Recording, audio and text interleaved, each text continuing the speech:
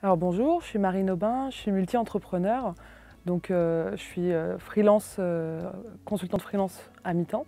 avec une expertise dans tout ce qui est innovation et stratégie digitale. Je me suis rendu compte que j'adorais mon métier, mais qu'on était très peu de femmes et je ne savais pas à qui parler en fait de mon métier. Et donc je suis rentrée dans l'association Girls in Web, dont je suis devenue coprésidente quelques années plus tard. J'ai adoré l'association et les événements qu'elle créait. Notamment parce que on ne disait pas c'est pas normal, on voit pas assez les femmes, on était beaucoup plus dans l'action dès le départ. Donc j'ai rejoint cette association et là, en rencontrant de plus en plus de femmes,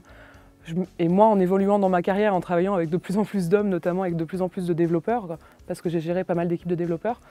je me suis rendu compte que effectivement moi je m'en sortais bien parce que j'ai le caractère qu'il faut pour ça, mais que c'était pas le cas de tout le monde et que c'est un métier qui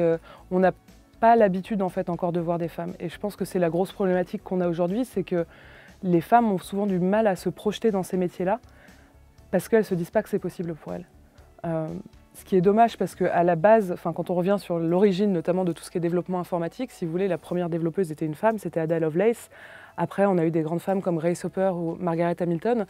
Et en fait, alors c'était surtout pour la Seconde Guerre mondiale parce que les hommes étaient déjà sur le front, donc il fallait bien que quelqu'un puisse développer les choses, donc c'était pas un métier qui était spécialement valorisé.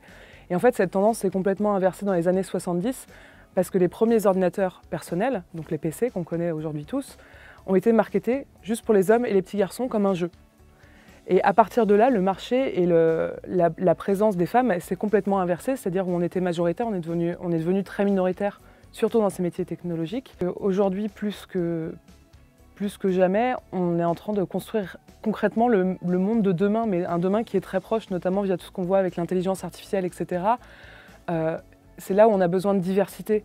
pas que de genre, mais une diversité de culture, une diversité de valeurs, une diversité d'opinions dans les gens qui développent ces intelligences artificielles,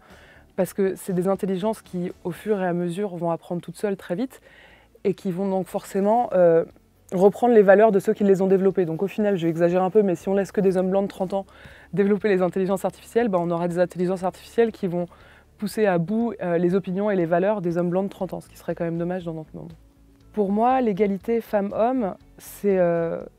normal en fait. Je pense qu'une fois de plus, au-delà des genres, il faut qu'on se dise on est tous des êtres humains avec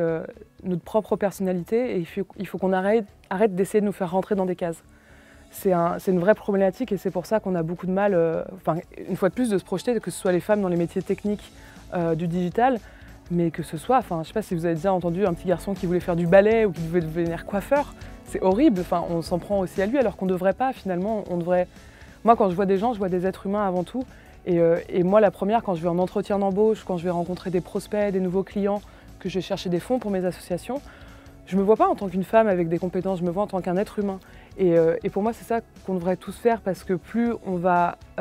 s'enrichir les uns les autres, et là on parle de façon très concrète, c'est-à-dire que l'égalité homme-femme, il y a une étude de McKinsey qui montre que si d'ici à 2025, les femmes dans le monde avaient le même taux d'employabilité que les hommes, on gagnerait 68 billions de PIB, de dollars de PIB annuel au niveau mondial. Ce qui est énorme en fait, donc c'est quelque chose qui fait même sens complètement. Et on parle juste du taux d'employabilité, on ne parle même pas des inégalités salariales. Donc il y a une vraie réalité économique et un bénéfice économique, mais il y a aussi une réalité qui est juste humaine où chacun devrait pouvoir faire ce qu'il veut de sa vie.